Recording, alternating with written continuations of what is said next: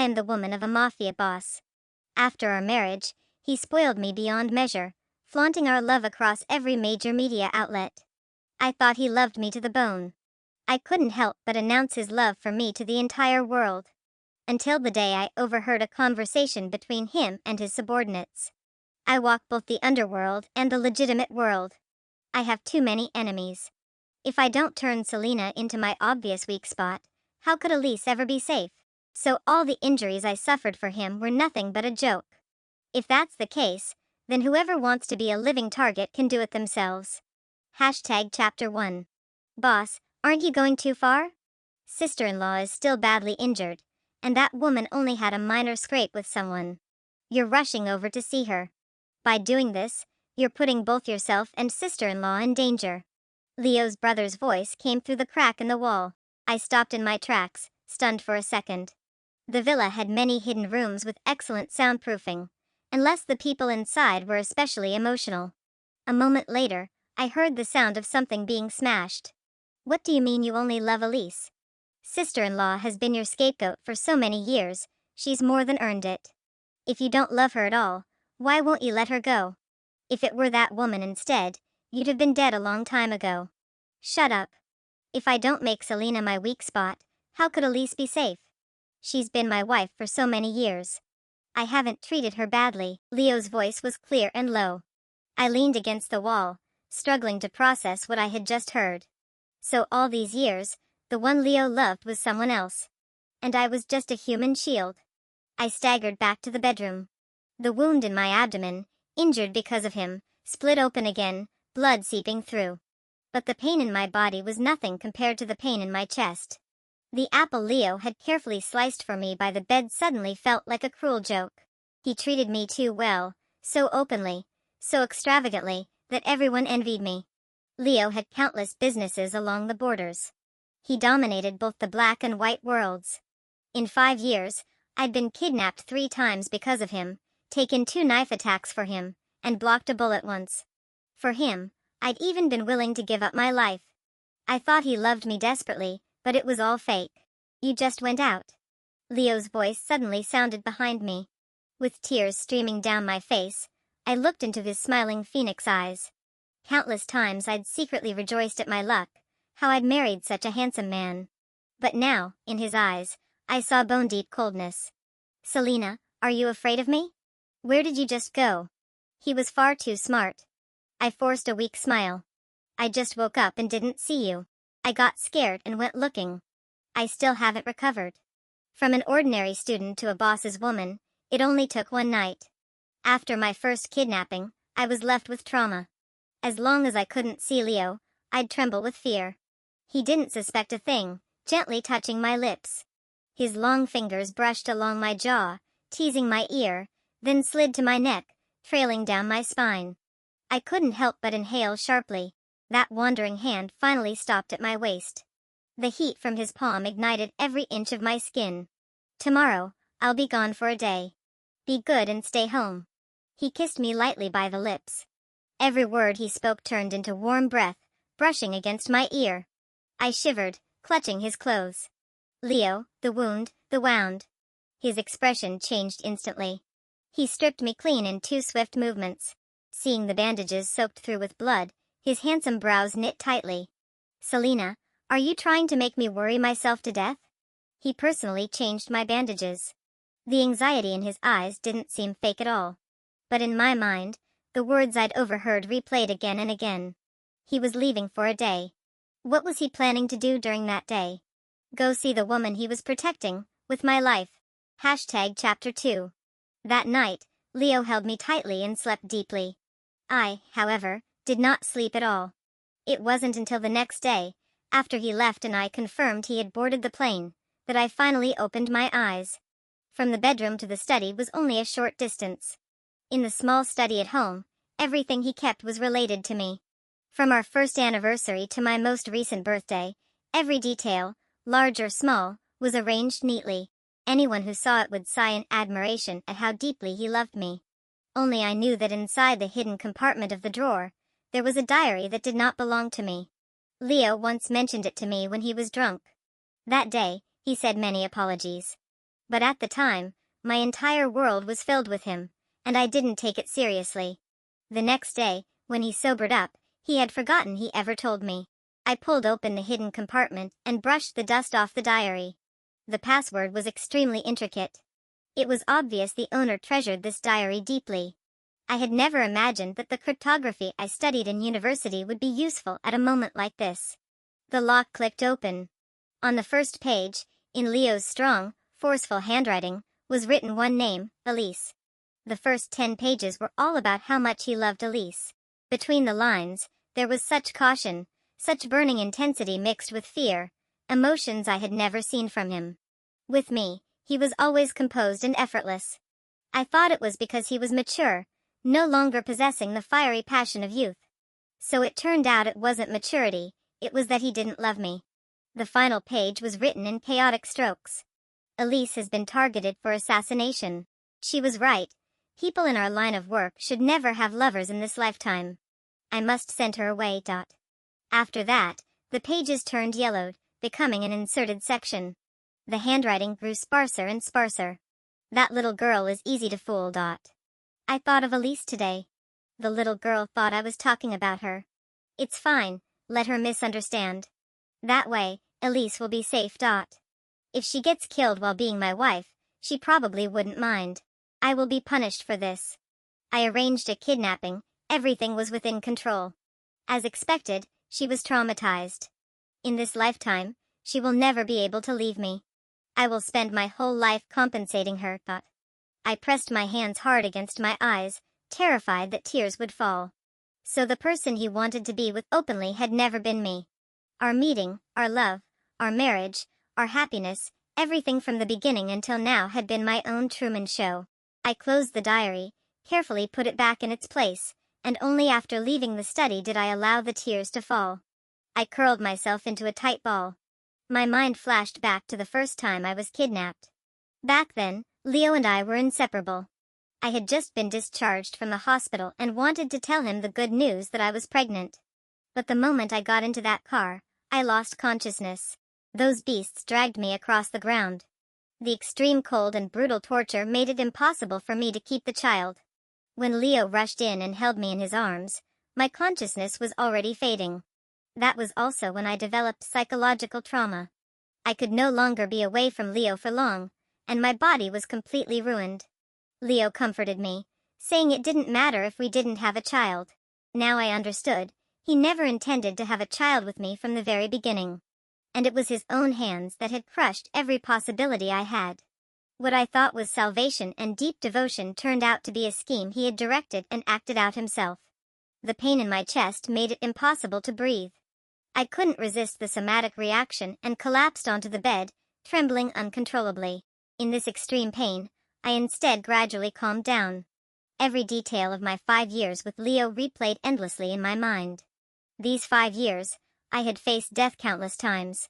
Every time, he spared no effort to save me, even risking his own life. His anxiety over me was real. He was just afraid that if I died, the danger would fall upon his white moonlight. Trembling, I picked up my phone and checked Leo's transaction records over the years. He had a company overseas, mainly dealing in jewelry. All the gifts he had given me over the years came from that company. Chapter 3. That company didn't make any profit from the public at all. Each year, its cash flow consisted of nothing but the 100 million Leo transferred on a fixed basis, plus additional funds allocated by the group. Yet its business scope was astonishingly broad, and every single product it produced appeared on the woman named Elise. I found Elise's account on Facebook. She was living comfortably in a seaside villa. In her latest post, she was holding hands with a man, fingers interlaced.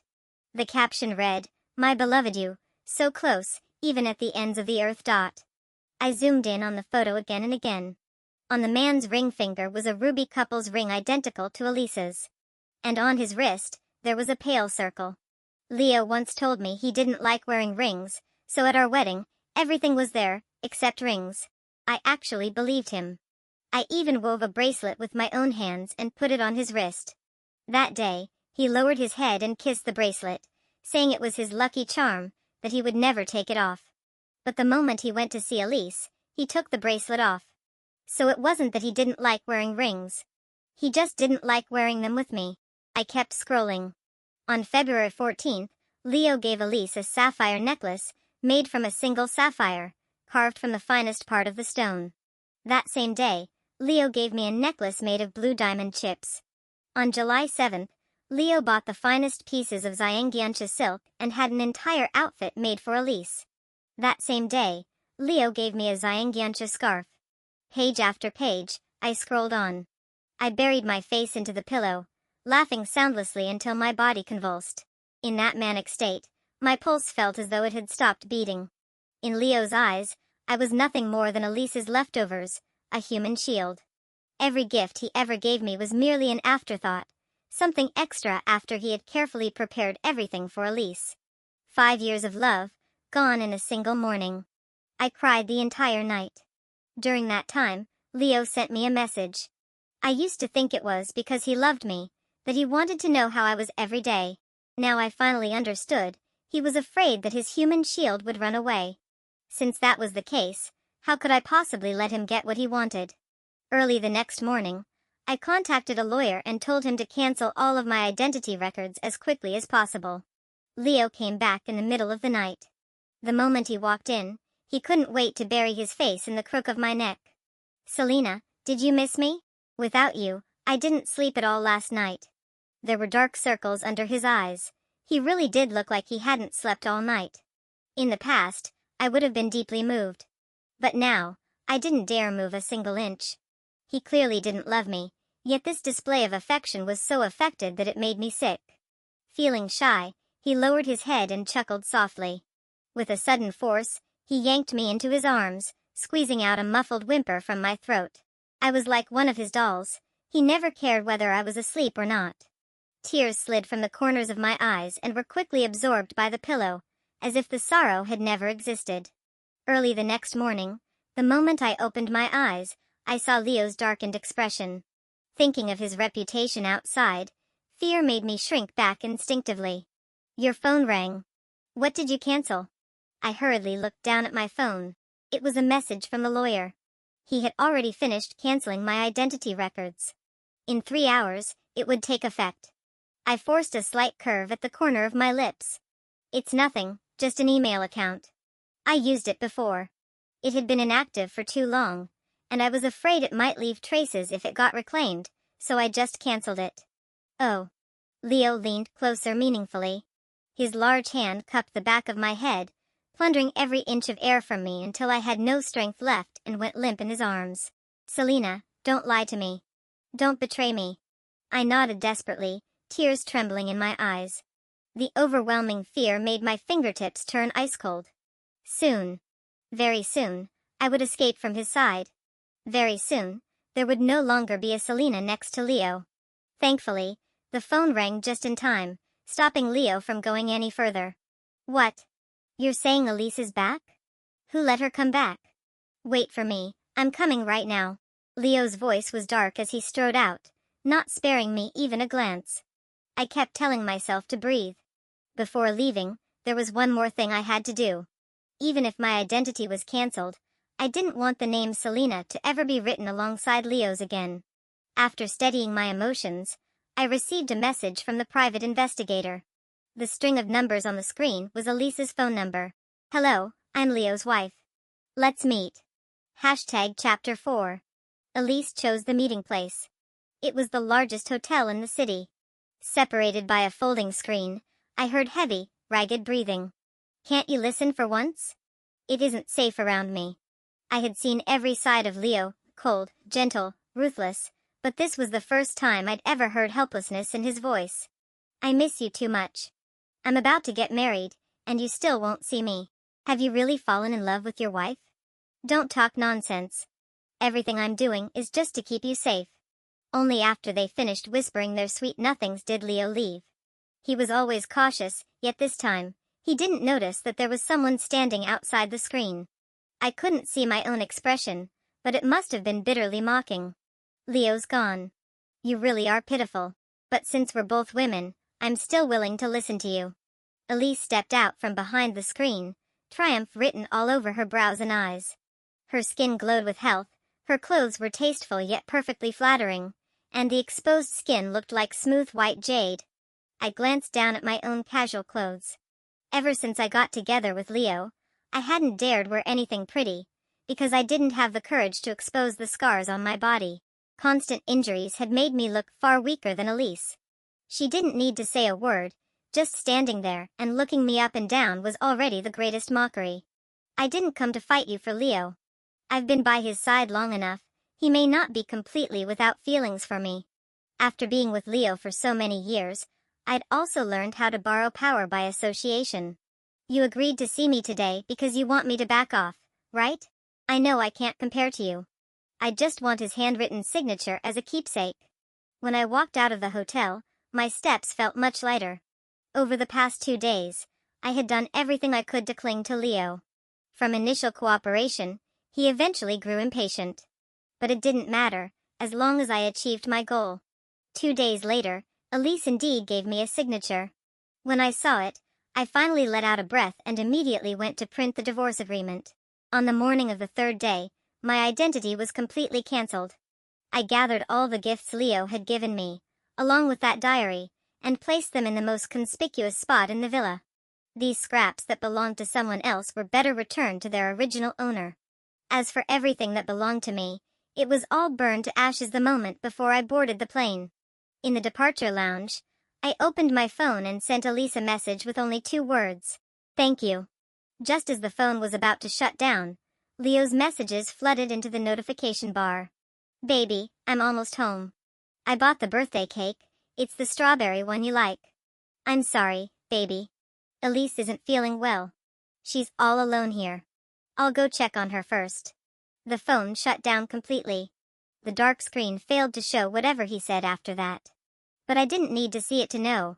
He had gone to be with Elise.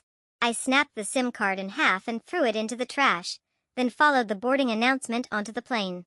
At the same time, inside a nightclub, Elise leaned weakly against Leo, a flush brought on by alcohol spreading across her face. Leo, I'm really fine. You should go back and be with Selena. I was just being willful. I couldn't help missing you, so I called you. Her eyes brimmed with tears. Leo's phone lay beside them, lighting up and dimming repeatedly. It wasn't until they left the club that he noticed the dozens of missed calls on the screen. The moment the call connected, his brother Angelo's voice came through, shaking with panic. Boss. A lawyer came to the company with divorce papers. Sister-in-law found out about you and Elise. We can't get through to sister-in-law at all. We can't contact her by any means. Chapter 5. Leo suddenly clenched his phone. The words divorce agreement spun endlessly in his mind. He had never imagined that I would divorce him. After all, when we were together, I loved him so deeply that I would even give up my life for him. What did you say? Say it again. Leo's voice was slow and low. On the other end of the line, Angelo didn't even have time to be afraid. His voice already carried the sound of sobbing. Boss, I really can't get in touch with sister-in-law. A lawyer just came over, threw down the divorce papers, and left. There was also a property division agreement attached. Your overseas company registered under Elise's name is listed on it. Could it be that sister-in-law found out you were using her as a shield? She's been by your side for 5 years. She knows a lot. If she exposes everything in anger, then us brothers will. Shut up. Wave after wave of irritation crashed into Leo's heart like a tide. Suppress the situation. Wait until I get back to handle it. Leo, what happened? Elise tugged at the corner of his clothes. Leo forced the irritation down and tapped a few times on his phone. Selena is missing. I'll have someone take you to a hotel. A flicker of delight flashed through Elise's eyes as she softly collapsed against Leo. She's just a target anyway. Leo, I feel so awful. Let them look for her. Stay with me, okay? Don't be willful. Leo's face turned cold as he let his men pull Elise out of the passenger seat. His attitude left Elise unable to believe it. Before, as long as she acted spoiled, Leo would always compromise without conditions. He had abandoned me more than once when I was gravely injured and on the brink of death, rushing overseas to accompany her. This time, I was merely missing, yet he was completely ignoring her. You married her just to protect me, didn't you? Leo, How can you ignore how uncomfortable I am because of her? Elise's voice faded into the distance. Leo slammed his fist hard against the steering wheel. He floored the accelerator. Amid the howling wind, he kept reminding himself, I was just a target. A substitute meant to suffer. His urgency was only fear that I might expose him. But the moment he opened the villa door, Leo stood frozen at the entrance, unable to move. Everything related to me in the house had been cleaned away completely. Only by the front door, neatly arranged, were all the gifts he had given me, along with the unlocked diary. He picked up the diary. It felt as though even his breathing had stopped. Boss. Angelo appeared behind him, holding the documents the lawyer had delivered. Page by page, Leo flipped through them. From the divorce agreement to proof of his affair. To every gift he had given Elise. And finally, the proof that I was leaving with nothing. Every page mocked this marriage. Compared to the gifts he had given Elise, the ones lying beside him now, those he had once given me, had become the very definition of perfunctory. He ran his fingers through his hair again and again, his emotions so tangled that even he couldn't describe them. Scenes from the past surfaced one by one in his mind. Leo buried his head painfully in his hands. Usually so restrained, he couldn't even control his breathing now.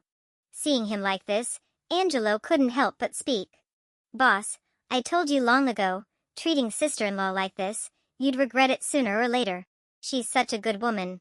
We all know you've liked her for a long time. You're the only one who refuses to admit it. If you had confessed and apologized to sister-in-law earlier, she definitely would have forgiven you. You. Angelo was frightened into silence by the look Leo suddenly shot at him. How did your sister-in-law know the password? Leo's voice was hoarse as he lifted the diary and shook it in front of Angelo. He was starting to wonder, if I hadn't seen this diary, would I have stayed? And even more, whether someone had been manipulating things behind the scenes. Until Angelo mentioned my advanced studies in cryptography at university, and that Leo himself had felt bothered enough to accompany me to collect my diploma. Only then did Leo look stunned, before a faint pain crossed his face. When it came to my life, he had never bothered to remember. That shallow, surface-level indifference, only someone drowned in love like me had foolishly believed it. Go find her. No matter the cost, bring Selena back. Angelo hesitated, not leaving immediately. Sister-in-law must have been completely heartbroken to leave. Go find her. Leo's voice grew heavier. Chapter 6. After Angelo left, Leo sat alone in the deathly silent house. Every single breath felt like a slow execution. Those pieces of jewelry made from scraps became the last consolation for his longing for me. Leo reached out and placed his hand on the jewelry, then recoiled as if cut by a blade. The diary rustled in the wind, pages turning one after another, as if someone were reading it aloud. Before his eyes, a vision flickered, me standing in the study, the look of despair on my face when I saw that diary. When he had written it, he meant to remind himself not to forget his original intention, not to get lost in the relationship he had fabricated with his own hands. Selena, why didn't I realize that over these thousands of days and nights, I had already fallen in love with you? Leo stared at the diary, murmuring to himself. Tears fell uncontrollably as he buried his head in his palms. It was regret. It was anguish. He wished he could kill the man he used to be just to make up for everything. When Leo's men reached the airport, the plane had already taken off. No matter how powerful they were, they couldn't force a plane to stop. As the aircraft ascended, I watched them shrink into tiny black dots. When we pierced through the clouds, I could no longer see the city I had lived in for so many years. Leo, goodbye. Forever. I had long since bought a house by the sea, planning to open a flower shop. I had told Leo about it countless times, but he was always busy. Now, Leo no longer needed to explain anything to me. And I could finally fulfill my own dream. All Leo's men found at the airport was the phone I had discarded. Back at the villa, Angelo handed the phone to Leo. Boss, this is all we got. Leo took the phone and the snapped SIM card. When he turned the phone on, the messages he had sent me before I left appeared instantly. Leo, where are you? It hurts so much. I can't stand up. Have you come back yet? It hurts. Can you bring me a strawberry cake? It hurts too much. Maybe something sweet will make it better. Leo, I love you too much.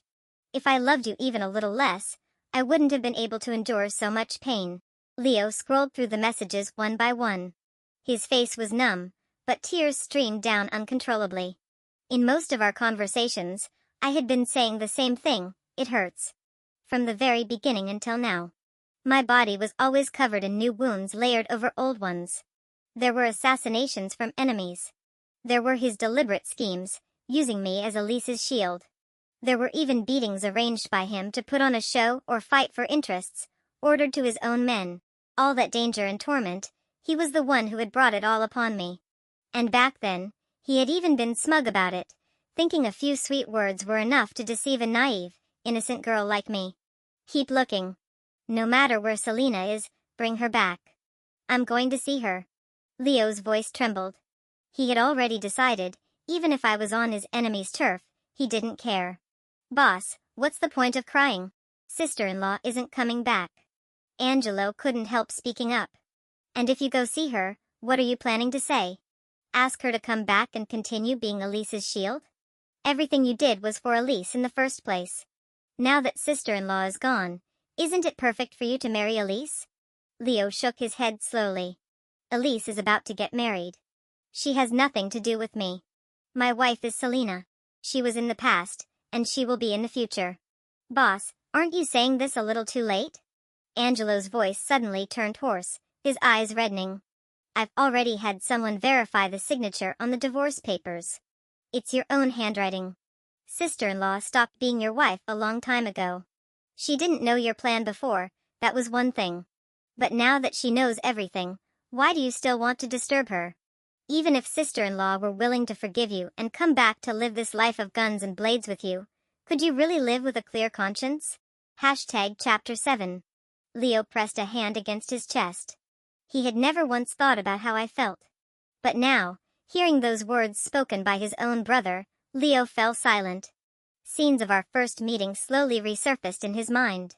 I had been holding a bouquet of flowers, telling him that I liked a quiet life, 3 meals a day, the warmth of everyday living, raising 2 or 3 cats, living in a house facing the sea, watching the sun sink into the horizon. Yet ever since we were together, I had not lived a single day like that. And what about Miss Elise? Angelo continued. What are you planning to do about her? If sister-in-law is willing to come back, how are you going to let her face Elise? Or are you planning to make me shut up too, fire me as well, and then tell sister-in-law that she's been your wife for so many years and that you didn't really treat her badly? Leo suddenly stood up and stared at Angelo. After a long moment, he only said 2 words, go find her. Everyone left, and in an instant, the house fell into silence. Fear surged in Leo's heart. He poured bottle after bottle of alcohol down his throat. But the momentary haze was always followed by sobering clarity. He flipped through his phone countless times. Those messages he had once grown tired of reading had now become priceless. For several days in a row, Leo only answered calls related to me. He even hung up on Elise's calls. The phone chimed once. Leo practically leapt from the bed, lunging for his phone. But the moment he picked it up, what he saw was a message from Elise. Selena, I underestimated you. You actually used disappearing to toy with Leo completely. But since you've already left, you'd better hide well. If you show up again, don't blame me for being ruthless. Above those 2 threatening messages, was the message I had sent to Elise, thank you. The timestamp was exactly the day I left. Leo immediately sensed something was wrong and went straight to Elise. She rushed toward him delicately, but Leo stepped back coldly. What did you say to Selena? Why would Selena thank you? Elise was frightened by Leo's icy tone, but she quickly reacted and shook her head. What could I possibly say to Selena? You don't think her leaving was something I forced, do you? Leo looked at her with disappointment and took out my phone. The screen showed the provocative messages Elise had sent. At the same time, Elise's phone was seized by Leo's men. On it, Leo saw everything, her arranging to meet me at the hotel. Her tricking him into giving his signature. Her warning me to disappear forever. Every missing piece now had its answer. When Leo looked at her again, there was killing intent in his eyes for the first time. Leo, didn't you marry her to protect me? Elise cried. The one you should love is me, not a substitute, not a target. Terrified, Elise stumbled backwards step by step. She tried to stir Leo's feelings. Leo suddenly stepped forward, gripping the back of Elise's head. Their breaths mingled, but there was only fear, not a trace of intimacy. "You're right," Leo said hoarsely. "From now on, I'll love you properly." After saying that, ignoring Elise's desperate cries, he turned and strode away. The whole world knew that the person Leo loved was Elise, and that I was nothing but an innocent target. That very day, Elise was dumped by her fiancé's family. Those who had once targeted Leo all shifted their attention to Elise. Everything I had once endured was replayed on her, one scene at a time. Chapter 8. Half a month later, when I heard the news of Elise's death, I was watching little ducklings wobble as they learned to walk. The news was brought by one of my regular customers. She admired the flowers in the shop, sighing over the unpredictability of life. I echoed her sentiments with a few polite words. The names Elise and Leo already felt as distant as another lifetime. "Selena," a voice sounded. I turned around, and my expression instantly turned cold. Leo rushed over quickly. The moment I shut the shop door, he thrust his hand inside. In an instant, his fingers turned blue and purple. He clenched his teeth, no matter how much it hurt, even as sweat poured down, he refused to pull back. "Let me say a few words to you, please." Leo's voice was almost pleading. The surrounding customers all looked over. I had no choice but to open the door and let him in. After settling the customers, I poured him a cup of coffee and placed it in front of him. Only then did I have the chance to look at him carefully. In just one short month, it was as if 10 years had passed over him. His hair was streaked with gray, dark circles weighed heavily under his eyes. It was obvious he hadn't been living well. But I didn't understand. He loved Elise so much. I had already stepped aside. Why, then, was he still living so badly? "Selena, do you really not love me anymore?" Tears filled his eyes as he began with that single sentence. I stared at him in silence. I didn't even know how to answer. Perhaps, from the very beginning, I hadn't loved him at all. What I loved was the Leo he had constructed, the Leo who loved Selena deeply. And the reason I had stayed by his side, doing all those things for him, was also for that Leo who loved me. Seeing me remain silent, Leo looked deeply shaken. "Selena, if from now on, I never let you get hurt again, if I truly love you now, would you be willing to come back with me?" He looked at me with anticipation. Instinctively, I leaned back against the chair, putting distance between us. "Are you planning to find another innocent girl to replace me? And in the end, let her die miserably like I did before, like Elise did now?" Leo's pupils trembled. He stared at me in disbelief, as if my words had dealt him a devastating blow. "In your eyes, am I really that kind of person?" I said nothing. What else could I say? What kind of person did he think he was? He was nothing more than a demon who prided himself on devotion yet piled all suffering onto others. When he loved to the bone, sparing nothing. When he didn't, he showed no mercy at all. Leo suddenly avoided my gaze.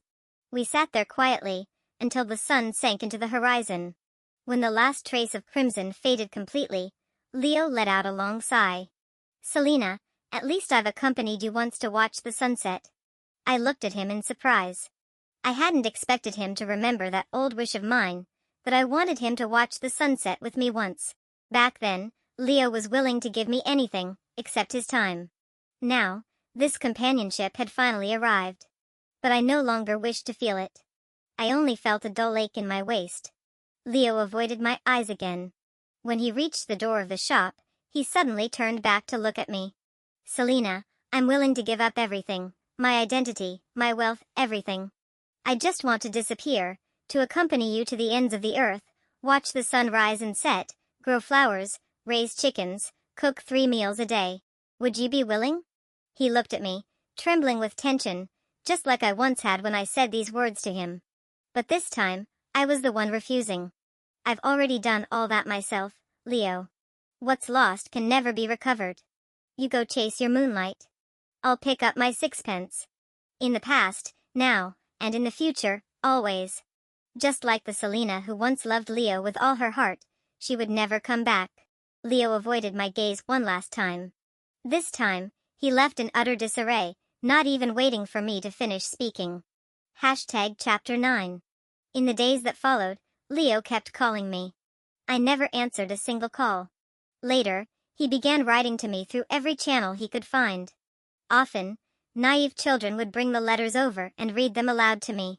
He wrote that he had fallen in love with me long ago, only that his love was so deep he never realized it.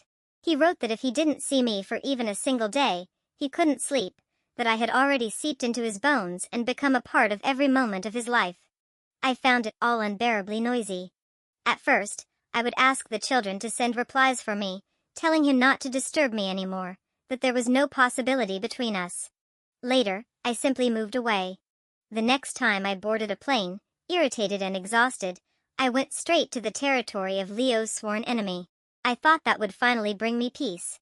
But a year later, I still went to see Leo. At his funeral. I never thought Leo would die so young. Who could have imagined it? About a year ago, Leo's people seemed to go mad, retaliating against everyone. I heard it was all for his girlfriend Elise. Everyone was sighing over his love for Elise. Only I knew. The place where he died was not far from my villa. Sister-in-law. Miss Selina. I turned around and saw Angelo standing not far away, waving at me. Inside the room, his eyes red, he handed me a box. Actually, that night, Boss wanted to go see you one last time. But on the way, he realized someone was tailing him, so I pressed my lips together. My condolences. Sister-in-law, Boss knew he wronged you. Everything in this box was left for you. All of his assets, every last one, have been transferred to you. Before he died, he entrusted me with one sentence, asking me to tell you. He begged you not to hate him. As the words fell, Angelo was already crying uncontrollably. That day, until I left Leo's funeral, I never gave Angelo an answer. I couldn't bring myself not to hate him. After all, he had buried my youth. Every bit of property Leo left me, I donated to society. I retook my doctoral exams. And everything became a brand new beginning.